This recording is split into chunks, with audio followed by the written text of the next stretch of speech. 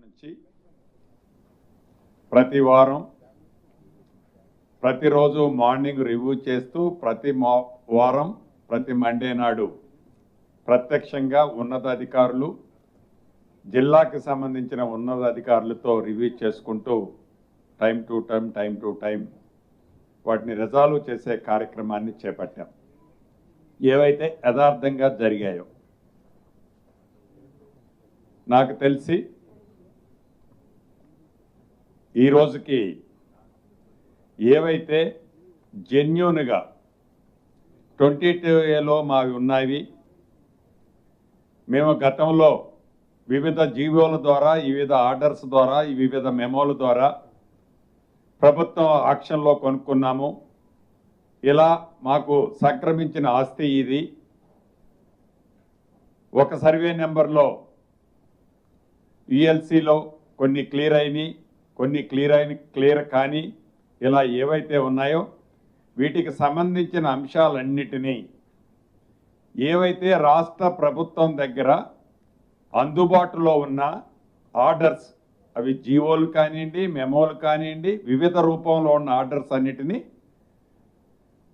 ప్రభుత్వం first aid కింద వాటన్నిటినీ అప్లోడ్ చేసి ఆన్లైన్లో అప్లోడ్ చేసిన మరుక్షణం డిస్ట్రిక్ట్ రిజిస్ట్రార్సు, అదే రకంగా స్టాంప్స్ అండ్ రిజిస్ట్రేషన్స్ ఐజీ గారు ఒక పక్కన ఉన్నారు,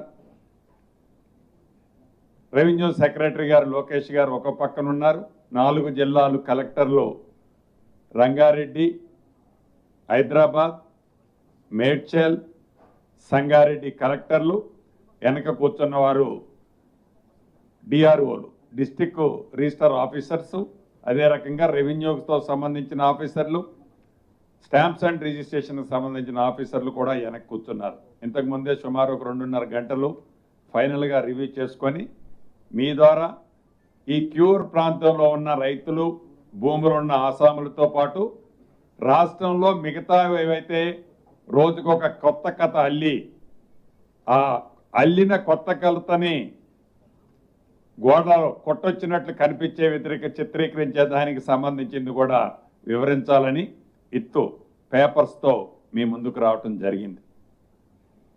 మొన్న చెప్పినట్లు ఏవైతే కొన్ని యథార్థాలు ఉన్నాయన్నామో ఆ యథార్థాలకు సంబంధించిన అన్ని అంశాలు ఆ జీవోలు మెమోలు అన్నిటినీ ఆన్లైన్లో అప్లోడ్ చేసి ఏవైతే స్లాట్స్ బుక్ చేసుకున్నారో 98% స్లాట్స్ బుక్ చేసుకున్న వాళ్ళందరూ కూడా రిజిస్ట్రేషన్లు చెయ్యగలిగేవి. 22A పరిధిలోకి రిలాక్సేషన్ గతంలో వచ్చి ఉన్న వాటిని రిలాక్సేషన్ చేసిన వాటిని క్లియర్ చేయటం జరిగింది.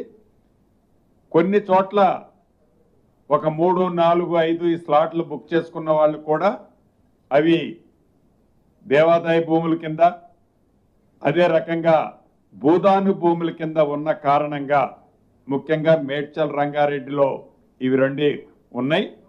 వాటికి సంబంధించిన వాటిని చేయలేము అని 3-4 సుమారుగా 300, 302 స్లాట్లు బుక్ అయితే ఈ రోజుకి దాంట్లో ఒక 12, 13 చెయ్యలేని వాటిని చెయ్యలేనని రిజెక్ట్ చేయడం జరిగింది.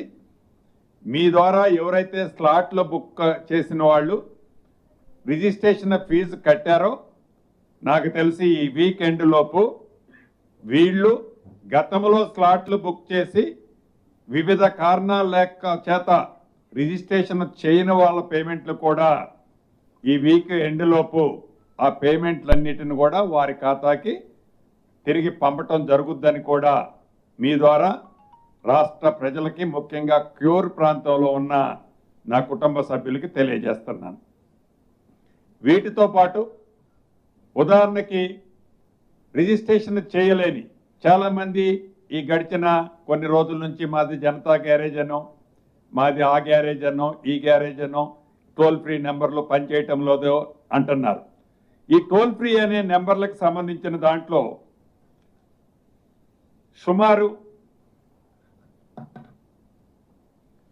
18వ తారీఖు నాడు ఈ టోల్ ఫ్రీ నెంబరు 17వ తారీఖు నేను అనౌన్స్ చేశాను. 18వ తారీఖు నాడు ఈ టోల్ ఫ్రీ నెంబర్కి సంబంధించి అంశాలు పెట్టాం. ఫస్ట్ డే నాడు 2 కాల్ ఇది లైన్స్ 2 లైన్సే అవైలబిలిటీతో మేము పెట్టాం. తర్వాత దాన్ని 20కి ఇంక్రీజ్ చేసాం.